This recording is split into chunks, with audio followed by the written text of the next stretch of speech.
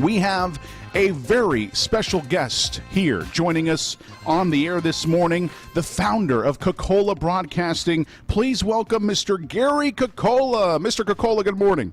Good morning, Joey. Thank you so very much for joining us this morning, sir. I appreciate it, and thank you for taking the time out of your day to be with us here. And, I was telling my listeners and viewers earlier this morning that you and I had a private conversation, and we talked about how we wanted to have a weekly segment to talk about everything and anything, and, of course, all the things that are great about Cocola Broadcasting and all the things that are coming up on all the television stations. But also, I told my listeners and viewers that I wanted them to get to know the man that has given us the opportunity here at the Eggs, Bacon, and Joey Morning Show to be on television because, I am just fascinated with your story of how you got Cocola Broadcasting going and just your background. And I just want this first segment for our listeners and viewers to get to know you, sir, if that's okay. That's great. Thank you, Joey. Yeah, it's been a long ride, but it's been a lot of fun. And, sometimes what you're doing reminds me of me a long, long time ago. Because I started out on air back when I was 17 years old. Oh, wow. So on air, was that locally or was that in Hollywood? Where was that exactly? No, it was locally. It was here in Fresno. And a long, long time ago, there was a local dance party on television once a week. It was called the TV Record Hop, and I was the host along with one of the young ladies from Bullard High School, and we, along with the guy who started it all, his name was Al Radka, well known to folks from many, many years ago, probably not your age, but back in the 60s, remembers Big Al, and Al was on the air for many years in the Fresno market, and that's how I got my start, Joey, being on TV once a week on the TV Record Hop, local dance party, similar to what Dick Clark was doing years ago with American Bandstand. No, that is absolutely amazing, and I remember you showing me video footage of those productions, and it just, back in that time, and obviously, would you call it an innovation here for local TV at that time? It was the only thing of its kind. Going back that far, Joey, there were only 3 TV stations in Fresno way back then. I'm not going to say the year because then you'll figure out how old I am. But 3 TV stations every Saturday afternoon from 4:30 to 5:30. The Record Hop was on the air. It was an innovative type show. But you got to remember, Joey, way back then there was no color TV. And there was no videotape, so what we did live every week. We had recording artists stop by in Fresno from time to time, and they lip-synced their record, which was kind of the norm in those days. And it was very, very popular. Lots of people loved watching it, saw the local teenagers dancing on TV. And I wasn't much older than the teenagers when I started out. Now, Gary, you also mentioned, about your story and it kind of taking a turn as well, because you obviously had the background of TV and being involved with television locally, but then you also had a big background with your father's business as well, right? My father was a farmer, so living in this area, he was a grower of peaches, plums, nectarines, and table grapes. In the Fresno County area. And after I had gone down to Los Angeles to meet up with a agent because I thought I wanted to be a game show host on TV in those days. I think I was 20 or 22, somewhere in that range.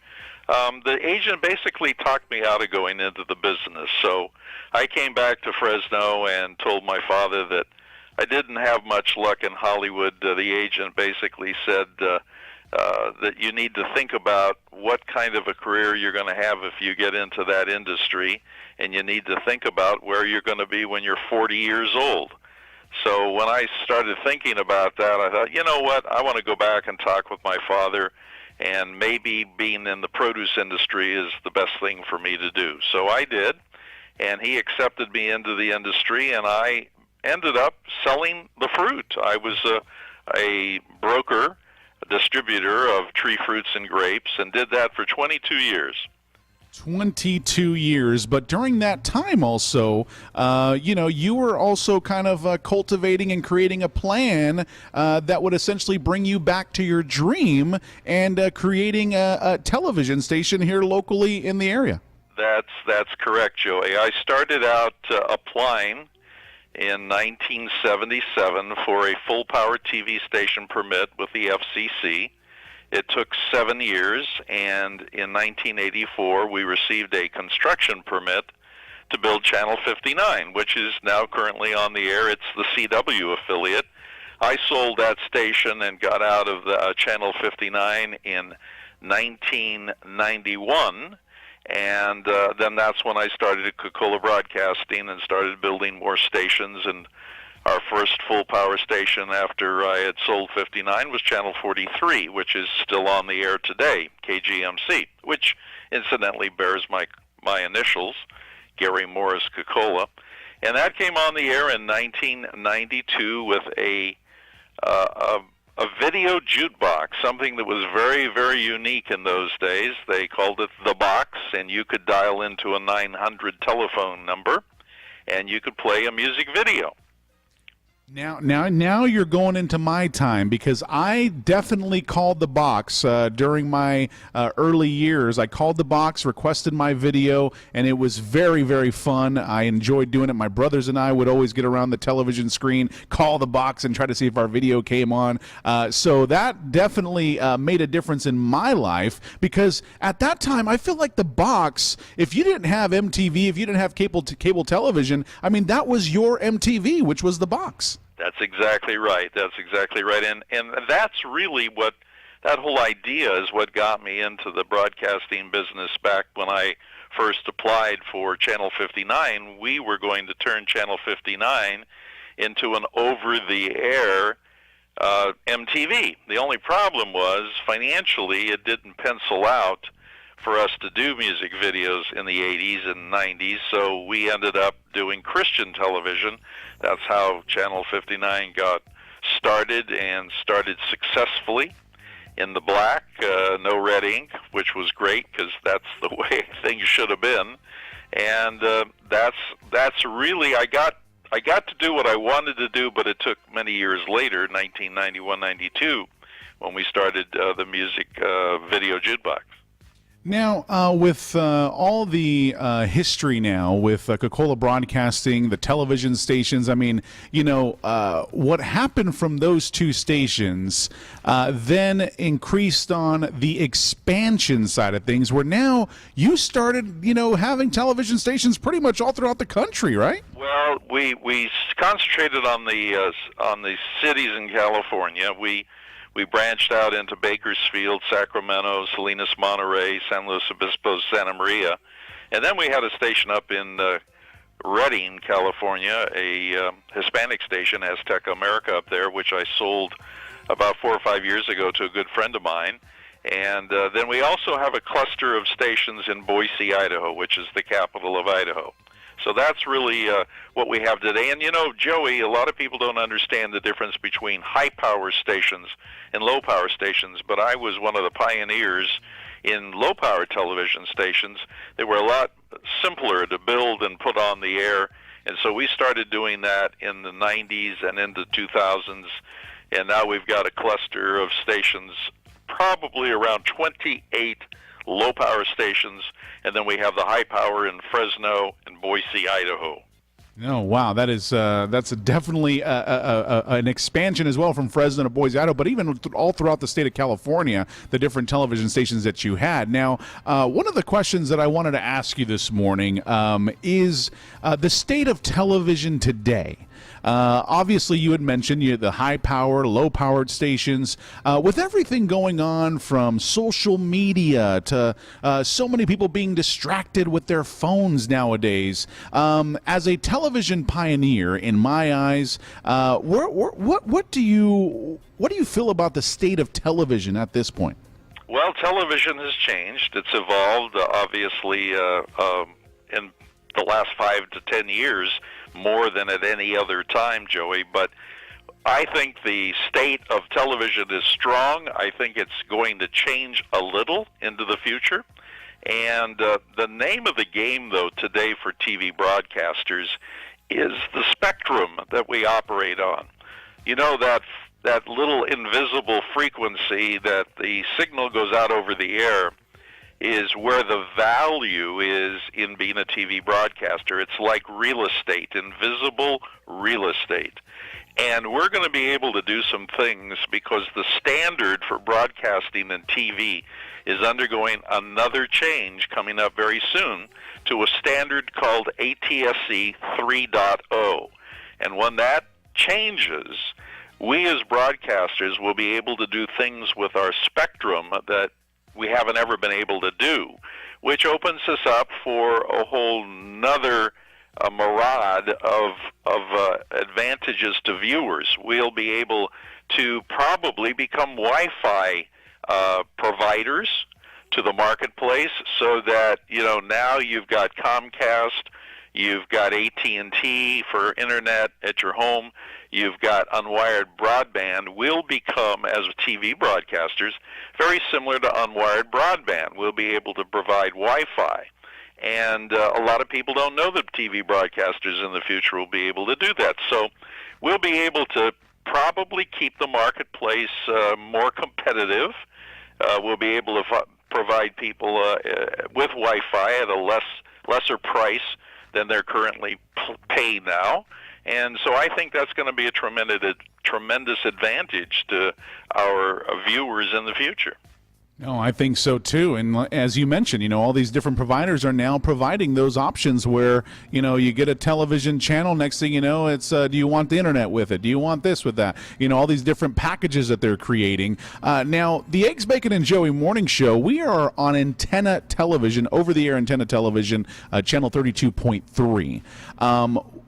When I come on the air, I talk to my listeners, I talk to my viewers, and I say, hey, if you got an antenna, plug that thing in, go to channel 32.3, watch us from 6 a.m. to 10 a.m., but also enjoy the ability to get a bunch of free TV on these antennas. How important are antennas still in our day and age?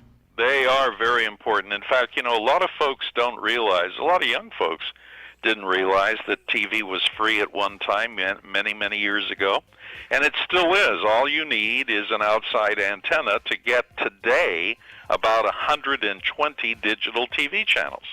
So if you just go down and pick up a $39 antenna at any probably hardware store, you could probably buy it at Home Depot or Orchard Supply or something like that. Or you can come to Fresno and go to my friend's store, Ventura TV and Appliance, located on Ventura and Orange Avenue in Fresno. Been there for many, many years. They specialize in the sales of antennas. And for $39.95, you just put that antenna outside up on the roof, and you'll get 120 free channels with any digital TV. All you have to do is hook up the antenna to the TV set and scan, and you'll come up with all of these different local channels. Yeah, and you know, a lot of people, you know, kind of get the misconception about antennas, too, where they're thinking, oh, they're those big towers that used to be installed on the top of the homes. No, they're little compact antennas, and, I mean, it's very easy to set up. I got mine set up at home, and it was like, it literally took me less than 10 minutes. Well, there you go. And of course, outside is better than putting the inside antennas. I know you've seen commercials on TV, Joey, for inside antennas for $19.95, I believe. Those aren't as good because you really won't get all 120 channels that are available with the inside antenna. But with an outside antenna, you'll get everything from the low end of the spectrum, channel 7, all the way up to channel 61.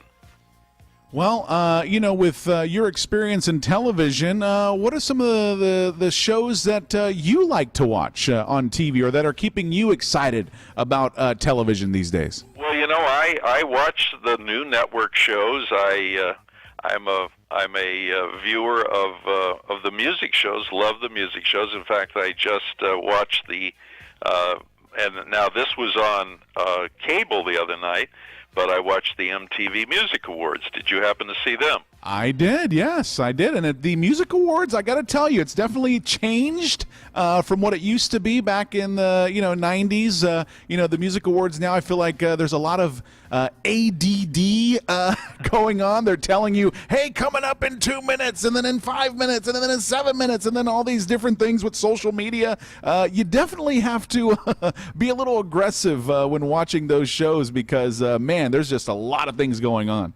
Well, you know that I like anything that's connected with music, and so any music show on television is something that I enjoy watching. But, one of the things that we brought to the marketplace, Joey, maybe a lot of folks who are listening and watching you today don't realize, but one of the networks that is now the number one nostalgia network in the country is one called Me TV.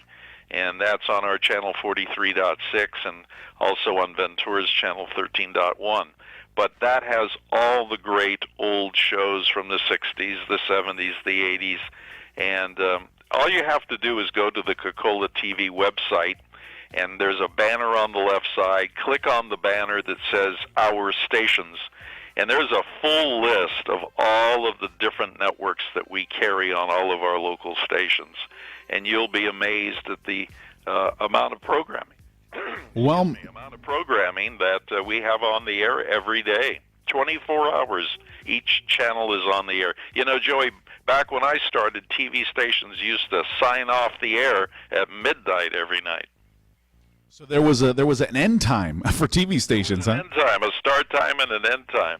Well, in a sense, they kind of still do nowadays, but it's like the paid programming that comes on, right? Yes, yeah. There's a lot of paid programming, and the reason for that is that TV broadcasters are constantly looking for ways to make a buck. I mean, me included. So infomercials bring in some good revenue for us. And of course, advertising today, as you have found out, advertising today is a tough business because there's a lot of people looking for the advertising dollar, the internet included. You know, you can buy ads on Facebook, you can buy ads on Google, and a lot of the folks are spending their money buying internet. But you got to remember, the internet is only talking to your friends. It's only your circle, just like you with your Facebook friends. You want to reach outside that circle, and television can do that. Social media is great. I'm not knocking it. But if you're an advertiser and you're looking to grow your business, you need to reach outside social media because it's a limited amount of people who are on social media. And it's interesting that you bring that up because I had a conversation with the program coordinator for the Kings County District Attorney's Office yesterday here on the show, and she had mentioned that, she puts her flyer up for the event, and she puts that up all over social media, but sometimes a flyer doesn't really give you the information that you really need to know. And when she was able to come onto my show yesterday, she was able to give the background of the program and talk about, a more in-depth look to what the program that's going to be happening next week for Victim Rights Awareness Month next week in Hanford. She was able to give more detailed information, and a flyer on social media cannot do that. So we got a lot of people that were listeners and viewers yesterday that were going, man, we're going to attend this event because we didn't know that we could even attend. There you go. Yeah, absolutely. No, you can get the word out. Radio, television still does the job. I'm the guy who says to any advertiser, don't just do social media. Put your money in print, put your money on the radio, and put your money in television, in addition to social media. Then you're covering the whole playing field. Well, I told my listeners and viewers this morning that this is going to be a weekly segment, and we're gonna touch on everything, not only television but just the marketplace. And I thought we gave not only some great insight on your background, Mr. Cocola, but we gave some great insight this morning for some business owners that are listening right now that are thinking, oh, I don't need to spend money on radio anymore or print or all those things. Hey, those platforms are still out there, and people are still using them. Yeah, absolutely. And if they don't think about the old-time print, radio, and television, they are missing the boat because that's more than half the market. I mean, social media, don't get me wrong, is big today, but you still need the other elements to grow your business. Well, and this is something to all those local business owners, anybody that's listening right now that says, "Oh, I don't need the advertisement. I have enough customers already. We're fine. We're too busy." I mean, Coca-Cola, Pepsi, Budweiser, Bud Light. Do they have too many customers? They're still advertising. Stop advertising, so they must know something, right? It's branding. You have to brand your business. You have to get your name out there, because if you're getting your name out and your competitors aren't, guess who the people are going to come and see? Exactly. No, I absolutely agree. Well, Mr. Cocola, we are out of time this morning, but I am so excited about what's to come on this segment here with you every week here on the Eggs, Bacon, and Joey Morning Show. I want to thank you for taking the time out of your day this morning, and looking forward to some exciting segments in the next weeks or so. Absolutely, Joey. Enjoyed it, and we'll be talking to you again next week at this time. All right, Mr. Gary Cocola, everybody of Cocola Broadcasting. It's the Eggs, Bacon, and Joey Morning Show. Stay with us. Don't go anywhere.